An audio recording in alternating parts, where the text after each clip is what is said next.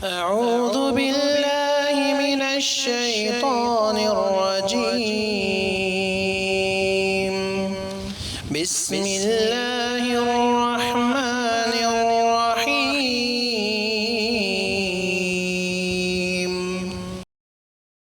السلام علیکم ورحمۃ اللہ وبرکاتہ. الحمدللہ رب العالمین والصلاة والسلام علی سید الانبیاء والمرسلین وعلی آلہ وصحبہ اجمعین. اما بعد، اعوذ باللہ من الشیطان الرجیم. بسم اللہ الرحمن الرحیم. ولا یجرمنکم شنآن قوم ان صدوکم عن المسجد الحرام ان تعتدوا وتعاونوا على البر والتقوى ولا تعاونوا على الإثم والعدوان واتقوا اللہ ان اللہ شدید العقاب. اللہ تعالیٰ نے اس آیت کریمہ میں بتایا ہے کہ کسی قوم کی دشمنی تم کو مجرم نہ بنائے، اور دشمنی بھی دین کو لے کر. ان صدوکم عن المسجد الحرام، کہ انہوں نے تمہیں مسجد حرام سے روک دیا. تو کسی قوم کی دشمنی تم کو مجرم نہ بنائے. ان تعتدوا، کہ تم بھی زیادتی کر بیٹھو. تم مسلم قوم ہو، تم ہر شخص کے ساتھ انصاف کرو گے، کسی کے ساتھ زیادتی نہیں کرو گے. غیر مسلم جو تم کو ستائے، اگر تم اس سے بدلہ لینا ہی چاہتے ہو تو جتنا اس نے ستایا اتنا ہی تم ستاؤ گے، اس سے بڑھ کر نہیں، اس سے بڑھ کر نہیں. وَإِنْ عَاقَبْتُمْ فَعَاقِبُوا بِمِثْلِ مَا عُوقِبْتُمْ بِهِ، اگر تم انتقام لینا چاہتے ہو تو اتنا ہی انتقام لو جتنا کہ تمہیں ستایا گیا. وَلَئِنْ صَبَرْتُمْ لَهُوَ خَيْرٌ لِلصَّابِرِينَ، اگر تم صبر کرتے ہو تو یہ بہتر ہے. تو وَلَا تَعْتَدُوا، تم زیادتی مت کرو. زیادتی یہ بھی ہے کہ سارے غیر مسلم کو اسلام دشمن سمجھ لیا جائے، یہ بھی زیادتی ہے. جو تمہارے ساتھ دشمنی نہیں کرتا اس کو بھی تم دشمن سمجھو محض غیر مسلم ہونے کی وجہ سے، یہ زیادتی ہے. کیا دلیل بھائی کہ سارے غیر مسلم اسلام دشمن نہیں، اور ایسا سمجھنا زیادتی ہے؟ کہا اللہ تعالیٰ نے لا ينهاكم الله عن الذين لم يقاتلوكم في الدين ولم يخرجوكم من دياركم ان تبروهم وتقسطوا اليهم ان الله يحب المقسطين. اس آیت میں اللہ تبارک و تعالیٰ نے ان غیر مسلموں کا تذکرہ کیا ہے جو اسلام اور مسلمانوں سے دشمنی نہیں کرتے. کہ اللہ تعالیٰ نہیں روکتا تم کو ان لوگوں سے جنہوں نے تم سے جنگ نہیں کی دین کو لے کر، اور جنہوں نے تم کو گھروں سے باہر نہیں کیا. ایسے لوگوں کے ساتھ اللہ نہیں روکتا کس بات سے؟ ان تبروہم، کہ تمہارے دشمن نہیں ہیں، تم ان کے ساتھ اچھا سلوک کرو، تم ان کے ساتھ اچھا سلوک کرو. وتقسطوا الیہم، تم ان کے ساتھ انصاف کرو. اللہ تعالیٰ تو انصاف کرنے والوں کو پسند کرتا ہے. تو انصاف کا تقاضا ہے کہ ہر غیر مسلم کو اسلام دشمن نہ سمجھا جائے. اچھا، جو دشمن ہیں ان کے ساتھ کیا کیا جائے؟ یہیں پر جواب دیا جا رہا ہے. آیت تو مستقل ہے مگر ہم اختصار پر لا رہے ہیں، یہیں پر جواب دیا جائے. وَلَا تَعْتَدُوا وَتَعَاوَنُوا عَلَى الْبِرِّ وَالتَّقْوَى، یہ جو تم سے دشمنی کر رہے ہیں، دشمنی کی وجہ سے تم کو مسجد حرام سے روک دیا تھا، ان کے ساتھ بھی زیادتی مت کرو، بلکہ تم ان سے تعلقات بناؤ. یہ تعلقات کیسے بنیں گے؟ وَتَعَاوَنُوا عَلَى الْبِرِّ وَالتَّقْوَى، یہ جو اچھا کام کرتے ہیں ان میں ساتھ دو، اچھے کام میں تم ان کو بلاؤ، تم ان کا ساتھ لو. تعاون جانبین سے ہوتا ہے، تم ان کا ساتھ دو اور ان کا ساتھ لو. تو تعلقات کو دعوت میں بڑی اہمیت حاصل ہے کہ دعوت عداوت کے ساتھ نہیں ہو سکتی. جب تک آپ کے تعلقات نہیں ہوں گے، آپ ان سے عداوت رکھیں تو پھر دعوت نہیں پیش کر سکیں گے. پیش کرے بھی تو قبول نہیں کرے گا، چاہے آپ کا لہجہ کتنا ہی اچھا کیوں نہ ہو. تو عداوت ختم کرو. عداوت ختم کرو. عداوت ختم کیسے ہوگی؟ یہاں تک ایک ترکیب بتائی جا رہی ہے وَتَعَاوَنُوا عَلَى الْبِرِّ وَالتَّقْوَى وَلَا تَعَاوَنُوا عَلَى الْإِثْمِ. تو تعلقات کیسے بنیں گے؟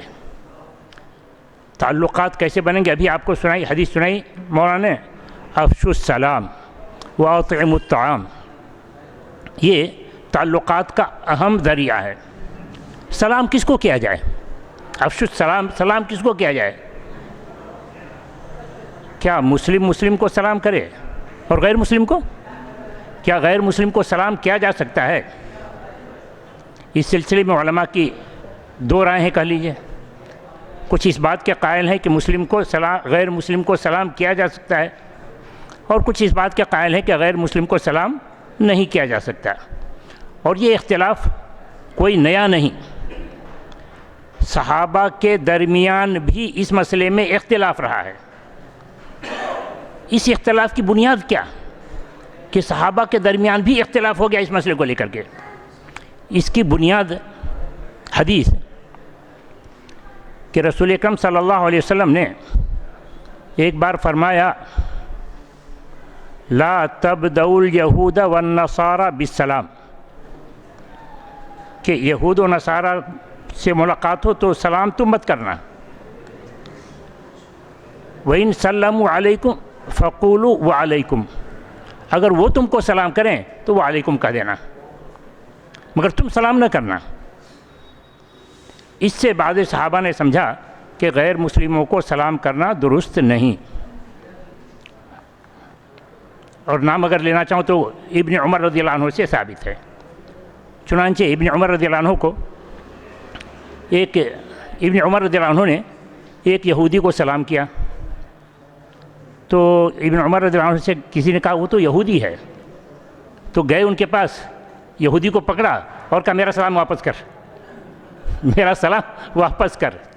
تو اس نے کہا ٹھیک ہے ہم سلام واپس کرتے ہیں. تو پھر ان کو دعائیں دی کہ اللہ تعالیٰ تمہارے مال میں اولاد میں برکت دے، زیادتی فرمائے تمہارے مال میں، اکثر اللہ فی مالک و اولادک، اس قریب لفظ وارد ہے. تو یہ ہوا. وہیں 4 صحابہ سے منقول ہے کہ وہ سلام کیا کرتے تھے. اسے عبداللہ ابن مسعود، ابن عباس، ابو الدرداء، ابو امامہ رضی اللہ عنہم، ابو امامہ رضی اللہ عنہم. تو 4 سے منقول ہے کہ وہ سلام کیا کرتے تھے. ان کی سلام کی بنیاد کیا تھی آخرکار؟ ابن عیینہ وغیرہ سے منقول ہے کہ ابراہیم علیہ السلام اپنے والد کو سلام کرتے تھے. قرآن میں خود ہے سلام علیک ساستغفر لک ربی، ساستغفر لک ربی. تو استغفار سے تو اللہ تعالیٰ نے منع کیا کہ غیر مسلم کے لیے استغفار نہیں. قرآن ہی میں خود ذکر ہے اس کا قد کانت لکم اسوۃ حسنۃ فی ابراہیم والذین معہ اذ قالوا لقومہم انا براء منکم ومما تعبدون من دون اللہ کفرنا بکم وبدا بیننا وبینکم العداوۃ والبغضاء ابدا حتی تؤمنوا الا قول ابراہیم لابیہ لاستغفرن لک. ابراہیم علیہ السلام آپ کے لیے نمونہ، مگر اس بات پہ استغفار کے لیے نمونہ نہیں. سلام آپ کر، سلام علیک کا 2 جملہ ہے یہاں. آپ پر سلامتی ہو، میں آپ کے لیے مغفرت کی دعا کروں گا.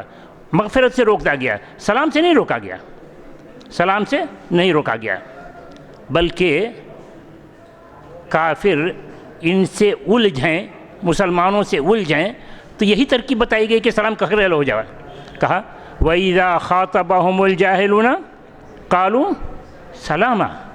یہ جاہل ان سے مخاطب ہوتے ہیں، کافر ان کو الجھاتے ہیں تو کہتے ہیں تم پر سلامتی ہو، ہم تو چلتے ہیں. اور یہ کہ ابن عمر رضی اللہ عنہ کے سامنے جو حدیث رہی اور اسی کو بہت سارے علماء نے لیا، بلکہ اب تو مسلمانوں کا عام مزاج بن گیا کہ غیر مسلموں سے سلام نہ کیا جائے، اس حدیث کے پر آتے ہیں. یہ جو کہا کہ لا تتخذوا اليہود والنصارى لا تبدؤوا اليہود والنصارى بالسلام، اس کا پس منظر کیا ہے؟ آیا حدیث مطلق ہے یا یہ کہ کسی مخصوص حالت کے ساتھ جڑی ہوئی ہے؟ اس حدیث کے اندر خود ایسا جملہ ہے جو اس بات پر دلالت کرتا ہے کہ وہ مخصوص حالت کے ساتھ جڑی ہوئی ہے۔ وہ کیا کہا؟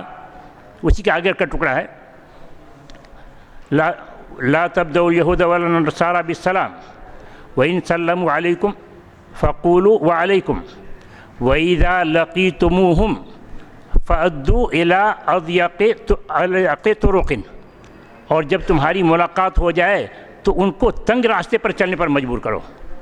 فأدوهم إلى أضيق طرق، ان کو تنگ راستے پر چلنے پر مجبور کرو۔ تو ذرا سوچا جائے، کیا اسلام غیر مسلموں کے ساتھ بد اخلاقی سے پیش آنے کے لیے کہتا ہے؟ یہ ہمیشہ کا معاملہ ہے کہ جب بھی راستے میں ملے تو اس کو تنگ کرو کہ کنارے سے چلو، سامنے ہم نہیں چلنے دیں گے۔ نہیں، یہ مخصوص حالت ہے۔ کیا دلیل اس مخصوص حالت کے لیے؟ ایک تو یہ خود جملہ دلالت کرتا ہے کہ اسلام تو رحمت کا مذہب ہے، ہر انسان کا احترام سکھاتا ہے، نہ کہ کسی کو بیجا تکلیف دینے کے لیے کہتا ہے۔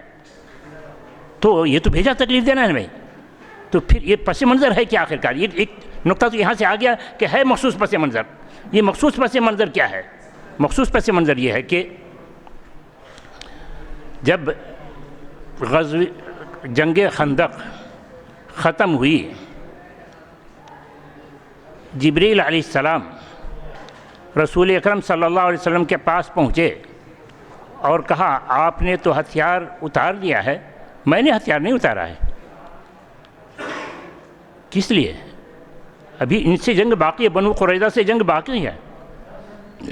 بنو قریظہ جن کا معاہدہ تھا رسول اکرم صلی اللہ علیہ وسلم سے کہ وہ باہر کے مشرکین کا ساتھ نہیں دیں گے، اہل مکہ کا ساتھ نہیں دیں گے، یہ سب مدینہ کے لوگ سب مل جل کر رہیں گے، مسلمانوں کے ساتھ مل جل کر رہیں گے، انہوں نے خیانت کی اور اہل مکہ کا ساتھ دیا۔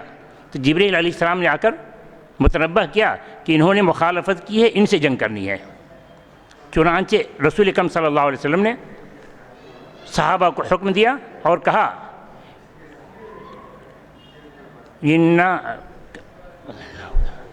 راکبن، اِنَّا کا لفظ ہے، یا ایسے قریب کا لفظ ہے، بہرحال ترجمانی یہ ہے کہ ہم کل بنو قریظہ پر حملہ کرنے جا رہے ہیں، ہم کل بنو قریظہ پر حملہ کرنے جا رہے ہیں، تو جب جانا تو کوئی کسی کو سلام نہ کرنا۔ فلا تبدؤهم بالسلام، انا کا لفظ میں ہمیں ترجمہ ہے راکب غدا الی یہودا فلا تبدؤهم بالسلام، اس مناسبت سے یہ کیا جا رہا ہے۔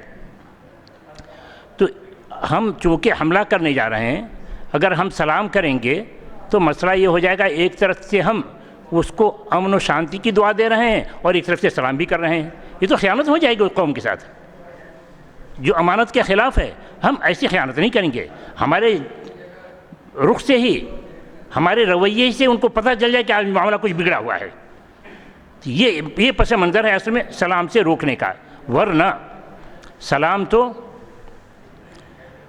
ایک حدیث جو صراحت کے ساتھ دال ہے کہ ایک جگہ مسلم، یہود، کفار سب بیٹھے ہوئے تھے، جب رسول اکرم صلی اللہ علیہ وسلم وہاں سے گزرتے ہیں تو ان سب کو ملا کر سلام کرتے ہیں، یہ تخصیص نہیں کرتے ہیں سلام علی المسلمین والیہود، سلام علی فلان و فلان، نہیں، سلام علیکم۔ تو چنانچہ علماء کا اس بات پر اتفاق بھی ہے کہ اگر ایسی مجلس میں ہے اور جب میں مشرک، یہود سب دوسرے یعنی مسلم کے ساتھ غیر مسلم اگر قوم بیٹھی ہوئی ہو تو اس کو سلام کرنے میں کوئی حرج نہیں ہے، تخصیص کے ساتھ نہیں، بغیر تخصیص کے کوئی حرج نہیں ہے، اس پر اتفاق ہے علماء کا۔ اور سلام یہ مسلمانوں کے ساتھ خاص نہیں، اس کے لیے یہ اس پر ہم ختم کرتے ہیں، اس کو لمبا کھینچنے کے بجائے آدم علیہ السلام کو اللہ تبارک و تعالیٰ نے بھیجا فرشتوں کے پاس کہ جاؤ اذهب الی الملائکۃ فسلم علیہم، جائیے فرشتوں کو سلام کیجئے، وہ جو جواب دیں گے وہی آپ کا سلام، تحیتک و تحیت ذریتک، یہی آپ کی ذریت کا سلام، جو آپ جواب دیں گے وہی آپ کا سلام اور آپ کی ذریت کا سلام، اور یہی تھا السلام علیکم۔ تو یہ آدم علیہ السلام کی ذریت صرف مسلمان ہے یا غیر مسلم بھی ہے؟ تو پوری امت، پوری ذریت کا سلام ہی کہا گیا ہے۔ کہ تو قرآن ایک طرف سے سکھاتا ہے قالوا سلام علیکم لا نبتغی الجاہلین، ایک طرف رسول اکرم صلی اللہ علیہ وسلم سب مخلوط ہیں، ان کو سب کو ملا کر کے سلام کر رہے ہیں۔ تو سلام رکاوٹ نہیں ہونا چاہیے بلکہ سلام کیا جانا چاہیے. جیسا کہ ایک طرف ابن عمر رضی اللہ عنہ کی رائے ہے، ایک طرف 4 صحابہ سے منقول ہے کہ سلام کیا کرتے تھے. کسی نے کہا کہ اچھا ٹھیک ہے السلام علیکم تو کہہ سکتے ہیں، ورحمۃ اللہ نہیں کہیں گے. کس لیے بھئی ورحمۃ اللہ نہیں کہیں گے؟ اس لیے کہ اللہ کی رحمت تو مسلمانوں کے ساتھ خاص ہے. تو ابن عیینہ سے منقول ہے، انہوں نے کہا الیس فی رحمت اللہ یعیش، بھئی رحمت کی دعا کرنے میں کیا ہے؟ وہ اللہ کی رحمت ہی تبھی تو زندہ ہے، ورنہ وہ تو مر جاتا. اللہ کی رحمت نہ ہوتی وہ تو مر جاتا. اللہ کی رحمت ہی میں تو وہ زندہ ہے، اسی میں تو وہ سانس لے رہا ہے، تو رحمت کرنے میں کیا رہے ہیں؟ تو اس لیے سلام کرنے میں کوئی ہے تو افشو السلام یہ عام ہے، مسلمانوں کے ساتھ خاص نہیں ہے کہ پہچانو مسلمان ہے تو سلام کرو، مسلمان نہیں تو سلام مت کرو. نہیں، یہ تو عام ہے کہ ہمیں تعلقات قائم کرنے کا اہم ذریعہ ہے، لوگوں کے درمیان تعلقات قائم کرنے کا اہم ذریعہ ہے. مگر مسلمانوں کے دلوں میں ایسی نفرت بیٹھی ہوئی ہے کہ وہ سلام کرے تو کرے بھلے سے. ہم اس کے لیے لفظ سلام استعمال کرنا پسند نہیں کرتے بلکہ مختلف فتوے پوچھے جاتے ہیں کہ ایسے لوگوں کو ہم کیا جواب دیں. تو کوئی کہتے ہیں کہ ہاتھ اٹھا کر کے اشارہ کر دینا، ہاں ٹھیک ہے، اچھے ہو، ٹھیک ہو، خیریت ہو، یہ اس طرح کے جوابات سکھاتے ہیں، جبکہ قرآن اس طرح کی تعلیم نہیں دیتا. وَإِذَا حُيِّيتُم بِتَحِيَّةٍ فَحَيُّوا بِأَحْسَنَ مِنْهَا أَوْ رُدُّوهَا. بھئی تمہیں سلام کیا جائے تو تم اس سے اچھے انداز میں جواب دو، اچھے انداز میں نہیں تو کم سے کم جتنا سلام کیا ہے اتنا تو کہو. تو السلام علیکم وہ اگر کہتا ہے تو وعلیکم السلام کہنے میں کوئی حرج نہیں، کوئی مضائقہ نہیں ہے. پھر کہیں گے کہ آپ نے تو جواب میں وعلیکم صرف سکھایا ہے کہ اگر وہ سلام کرے تو وعلیکم کہہ دو، مگر اس کا بھی پس منظر معلوم ہے. وعلیکم کا پس منظر کیا ہے؟ وعلیکم کا پس منظر یہ ہے کہ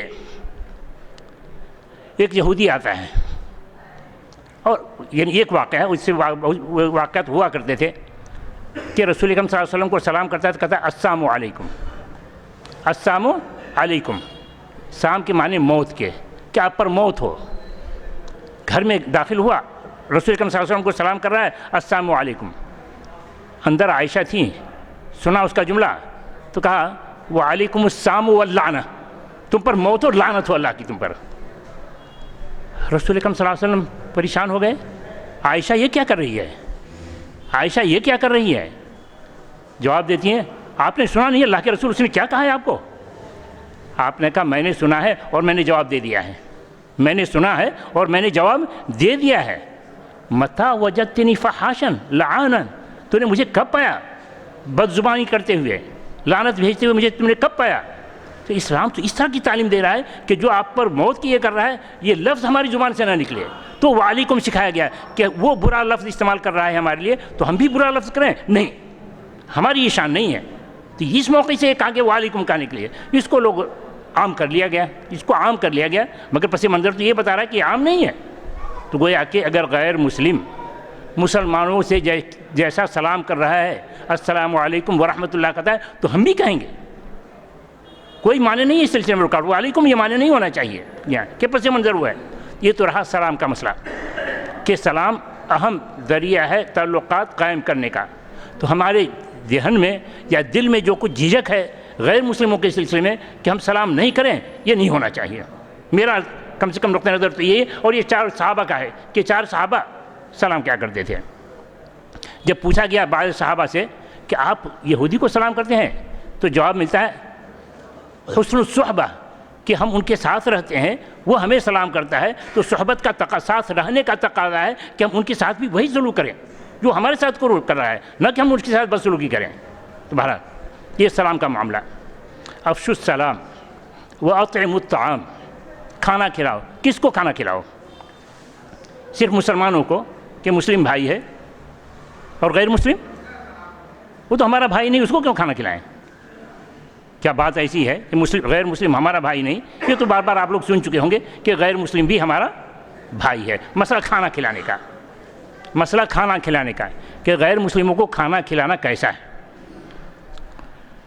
ابھی ہم نے شاکر بھائی سے کہا کہ ہماری نظر سے گزرا ہے جب یہ آیت نازل ہوئی وانذر عشیرتک الاقربین، تو رسول اکرم صلی اللہ علیہ وسلم نے جہاں صفا پہاڑ پر چڑھ کر کے اعلان کیا وہیں مکہ کے جو اہم شخصیات تھیں قریش کی، ان کو جمع کیا گھر میں اور ان کو دعوت دی.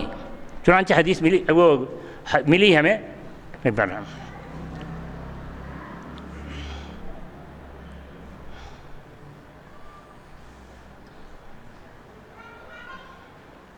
میں نے شاکر صاحب کو فارورڈ کیا ہے، تفسیر بغوی کی ہے.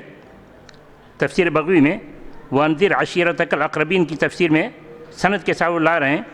روا محمد بن اسحاق عن عبد الغفار بن القاسم عن المنہان بن عمرو عن عبد اللہ بن الحارث بن نوفل بن حارث بن عبد المطلب عن عبد اللہ بن عباس عن علی قال لما نزلت هذه الآية على رسول الله صلى الله عليه وسلم وانذر عشيرتك الأقربين دعاني رسول الله صلى الله عليه وسلم فقال يا علي إن الله يأمرني أن أنذر عشيرتي الأقربين فذقت بذلك ذرعا وعرفت أني متى أباديهم بهذا الأمر أرى منهم ما أكره فصمت عليها یا فصمت علیہ جاءنی جبریل. ترجمہ کر دیتا ہوں. علی رضی اللہ عنہ کہتے ہیں کہ جب یہ آیت رسول اکرم صلی اللہ علیہ وسلم پر نازل ہوئی تو رسول نے مجھے بلایا. علی کہتے ہیں رسول نے مجھے بلایا اور کہا علی اللہ تعالیٰ نے مجھے اپنے اقربا کو، خاندان والوں کو انذار کا حکم دیا ہے، دعوت دینے کا حکم دیا ہے، مگر اس سے تو مجھے بڑی پریشانی ہو رہی ہے. مجھے پتہ ہے کہ جب میں انہیں دعوت دوں گا تو وہ ایسی بات کریں گے جو ناپسندیدہ ہوگی، اس کی وجہ سے میری ہمت نہیں پڑ رہی ہے. تو پھر جبریل آئے اور جبریل نے کہا یا محمد الا تفعل ما تؤمر يعذبك ربك، اگر آپ نہیں کرتے ہیں تو اللہ تعالیٰ سزا دے گا. تو کہا فاصنع لنا طعاما من طعام واجعل علیہ رجل شاة. تو علی رضی اللہ عنہ سے کہہ رہے ہیں کہ جاؤ کھانا بناؤ اور بکرے بھی رکھو، رجل شاة، بکری کی ٹانگ بھی رکھو. بکری کی ٹانگ رسول اللہ بہت محبوب تھی. بکری کی ٹانگ بھی رکھو یعنی گوشت بھی رکھو، رجل شاة. واملأ لنا عصا من لبن، اور کچھ دودھ بھی رکھو. ثم اجمع لی بنی عبد المطلب حتی ابلغہم ما امرت به، پھر بنو عبد المطلب کے لوگوں کو بلاؤ یہاں تک کہ میں ان کو دعوت دوں جس کا حکم دیا گیا ہے. علی رضی اللہ عنہ کہتے ہیں ففعلت ما امرنی رسول اللہ صلی اللہ علیہ وسلم ثم دعوتهم وهم یومئذ 40 رجلا.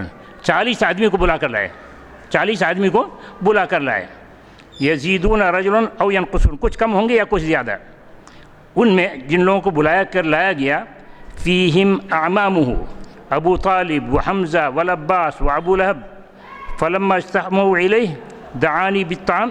تو 40 لوگوں کو بلا کر لائے اور یہ کھانے کا تذکرہ ہے، یہ ہے. اس کے بعد ہو کیا رہا ہے دیکھیے. سب رسول اکرم صلی اللہ علیہ وسلم پہلے دعوت نہیں پیش کر رہے ہیں کہ پہلے بات سنا دو اس کے بعد کھانا کھلاؤں گا، نہیں، پہلے کھانا کھلا رہے ہیں. کھانا کھلانے کے بعد کریں فلما وضعته تناول رسول اللہ صلی اللہ علیہ وسلم جزیة من اللحم فشقها بأسنانه ثم القاها في نواحي صفته، کہ آپ نے گوشت کے ٹکڑے ٹکڑے کیے اور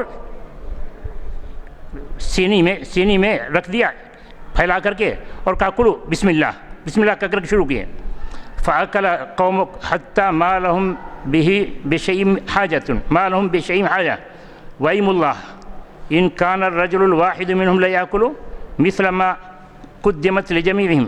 ثم خیر یہ سب ہو کر کے یہ ہوتا ہے تو آخر میں یہ ہوتا ہے کہ رسول اکرم صلی اللہ علیہ وسلم قبل اس کے کہ رسول اپنی بات رکھتے، ابو لہب بڑھ کر کے کہتا ہے سحرکم صاحبکم، یہ تو جادو جیسا کام کر گیا تمہارا ساتھی، یعنی رسول اکرم صلی اللہ علیہ وسلم کے بارے میں کہا ہے یہ تو جادو جیسا کام کر گیا، کھلا کر کے اب بات رکھے گا تو جادو کی اثر ہوگا، جادو کا اثر ہوگا، اس لیے سنو مت، چلو. اٹھا کر لے گیا سبوں کو، اٹھا کر سبوں کو لے گیا. رسول اکرم صلی اللہ علیہ وسلم پھر دعوت دی. حدیث یوں ہے اس میں فتفرق القوم ولم يكلمه رسول الله صلی اللہ علیہ وسلم فقال الغد يا علي ان هذا الرجل قد سبقني الى ما سمعت من القوم فتفرق القوم. کہ میرے کہنے سے پہلے ہی ابو لہب نے ہمارا مسئلہ ہی خراب کر دیا، سب چلے گئے۔ تو پھر فعد لنا من الطعام بمثل ما صنعت ثم اجمعهم، پھر دعوت دی اور اس میں آپ نے پیش کی دعوت کو۔ تو بہرحال میں یہاں تک یہ بس اس بات کے لیے ہے کہ غیر مسلموں کو کھلایا بھی جائے گا اور کھلا کر دعوت دی جائے گی، یہ نہیں کہ پہلے ہماری بات سنو اس کے بعد کھلائیں گے، نہیں، پہلے کھلا دو، اس کا اثر کچھ اور ہی ہوگا۔ اور یہ تو خیر اس پر ہو سکتا ہے کلام ہو، یا اس کی میں تصحیح میں نہیں گیا ہوں، تفسیر بغوی سے میں نے نقل کر دیا، تصحیح میں نہیں گیا ہوں، مگر صحیح حدیث جو کھلانے پر دال ہے کہ ایک مرتبہ ہوا ہے کہ ختم تو نہیں کرنا ہے جلدی میں، کوئی اور کتنی دور تک مجھے کہہ دیجیے تو میں اسے میں ختم کر دوں، سمیٹ دوں بات۔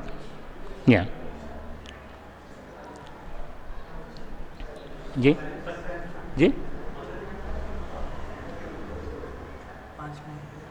5 منٹ ٹھیک ہے، وہی بات ختم کرنے کے لیے۔ تو جو صحیح حدیث ہے اس میں یہ ہے کہ ایک مرتبہ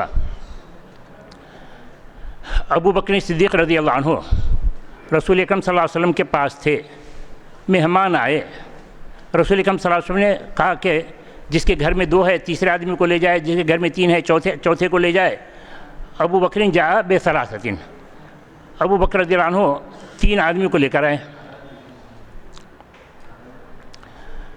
خود رسول اکرم صلی اللہ علیہ وسلم کے پاس بیٹھ گئے، مہمان گھر میں انتظار کر رہے ہیں۔ عشاء کے بعد کافی دیر ہو گئی، گھر والوں نے کھانا پیش کیا، مگر مہمانوں نے کہا جب تک گھر والے نہیں آئیں گے ہم نہیں کھائیں گے۔ ابو بکر صدیق رسول اکرم صلی اللہ علیہ وسلم کے پاس کھانا کھا لیا انہوں نے، عشاء کے بعد بھی دیر ہو گئی، رسول اکرم صلی اللہ علیہ وسلم کے پاس آئے، گھر پوچھا اوما عشیتہم، کیا کھانا نہیں کھلایا لوگوں کو؟ کہا ابو، ہم نے پیش کیا مگر انہوں نے انکار کر دیا ہے کہ آپ کا انتظار ہو رہا تھا۔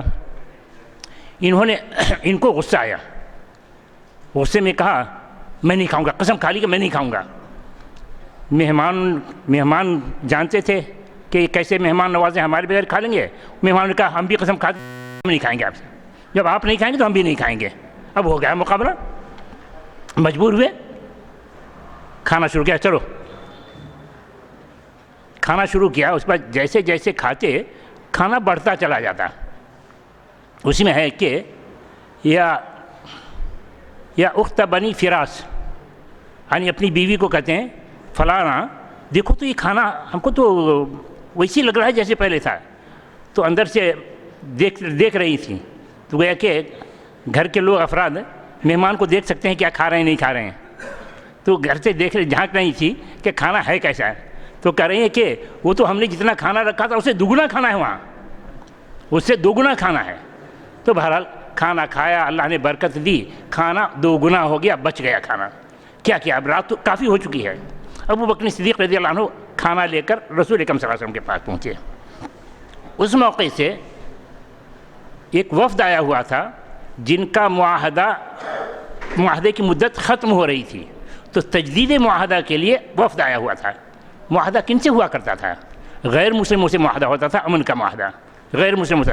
تو آئے ہوئے تھے، مسجد میں تھے، وہ آئے ہوئے تھے مسجد میں تھے، چنانچہ یہ کھانا دیر سے پہنچنے کی وجہ سے چونکہ سب کھا چکے تھے، صبح میں یہی کھانا ان کو پیش کیا گیا۔ تو یہ ہے کہ مہمان وفد ہے، مسجد میں ان کا قیام ہے، ان کو وہ کھانا، برکت کا کھانا ان کو پیش کیا جائے۔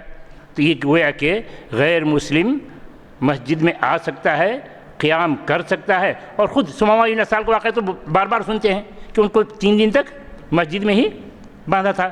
تو مسجد میں ہمیں ان کو بلانے میں کوئی حرج نہیں ہے، بلکہ مسجد تو سب کے لیے ہے، اور مسجد تو دعوت کا سینٹر ہے، تو اس لیے یہاں غیر مسلموں کو بلایا جانا چاہیے۔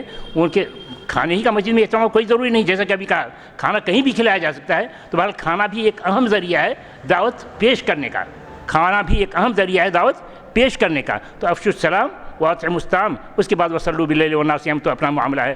تو ہمارا خلاصہ یہ ہے کہ غیر مسلموں سے تعلقات بنانے پڑیں گے، اور غیر مسلموں سے تعلقات بنانے کے لیے مہم کے طور پر کام کرنا پڑے گا، کیونکہ اب تک ہمارے دلوں میں ان کے خلاف نفرت ہی نفرت رہی ہے۔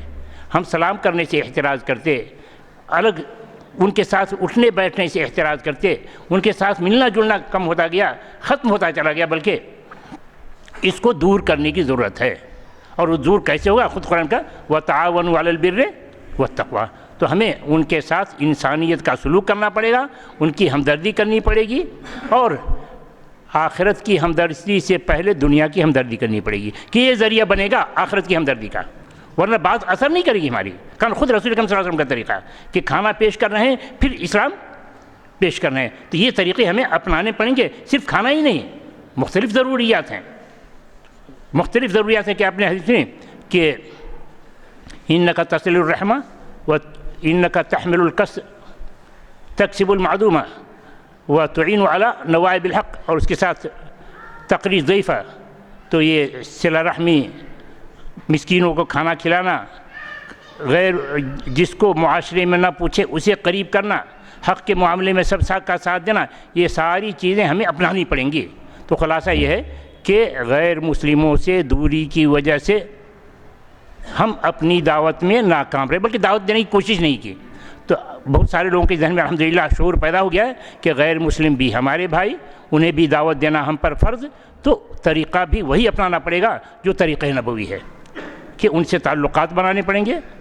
طریقہ نبوی وہی ہے جو طریقہ الہی ہے کہ وَتَعَاوَنُوا عَلَى الْبِرِّ وَالتَّقْوَىٰ کا درس دیا جا رہا ہے، تو ہم سب کو یہ طریقے اپنانے پڑیں گے، تب جا کر ہم اپنی دعوت میں کامیاب ہوں گے۔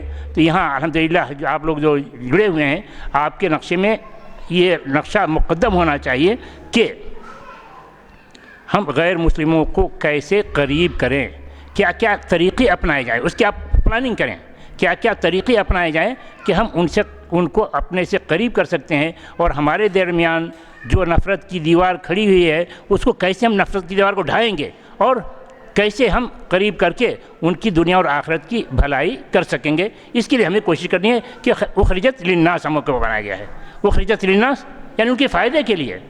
تو ہم اگر یہ کرتے ہیں تو ہمیں امید ہے کہ کام ایک دو دن کا نہیں، ہم تسلسل کے ساتھ یہ کام کریں گے، تو پھر اللہ تعالیٰ نے جو کہا وَاذْكُرُوا نِعْمَتَ اللَّهِ عَلَيْكُمْ إِذْ كُنْتُمْ أَعْدَاءً فَأَلَّفَ بَيْنَ قُلُوبِكُمْ فَأَصْبَحْتُمْ بِنِعْمَتِهِ، تو موجودہ حالات کو دیکھ کر گھبرانے کی ضرورت نہیں، موجودہ حالات کو دیکھ کر گھبرانے کی ضرورت نہیں، آپ پلاننگ کے ساتھ کیجئے۔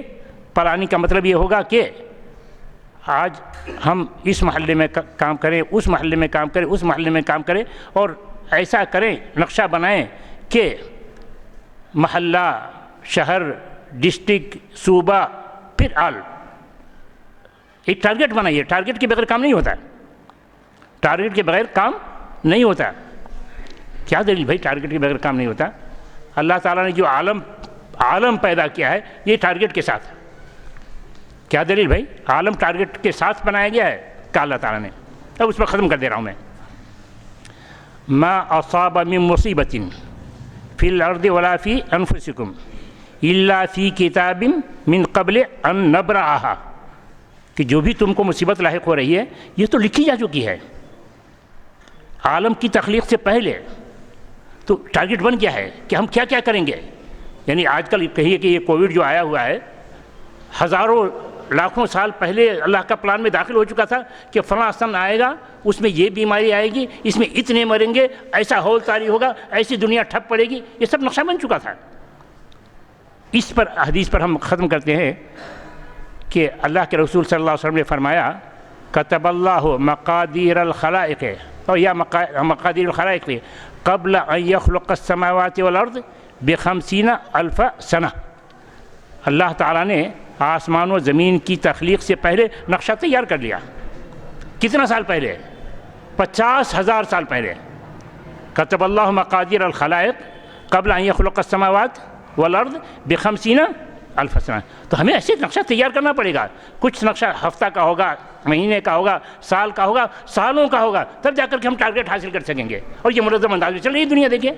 تو اللہ تعالیٰ سے دعا کہ اللہ تعالیٰ ہم تمام کو اسلام کا، دین کا داعی بنائے، توحید پر ہم سب کو ثابت قدم رہنے کی توفیق عطا فرمائے، اسلام کو پورے طور سے اپنانے کی توفیق عطا فرمائے، اور ہر اس کام کی توفیق عطا فرمائے جس سے اللہ راضی ہو اور ہمیں جنت نصیب ہو۔ آمین۔ واخر دعوانا الحمد للہ رب العالمین، والسلام علیکم ورحمۃ اللہ وبرکاتہ۔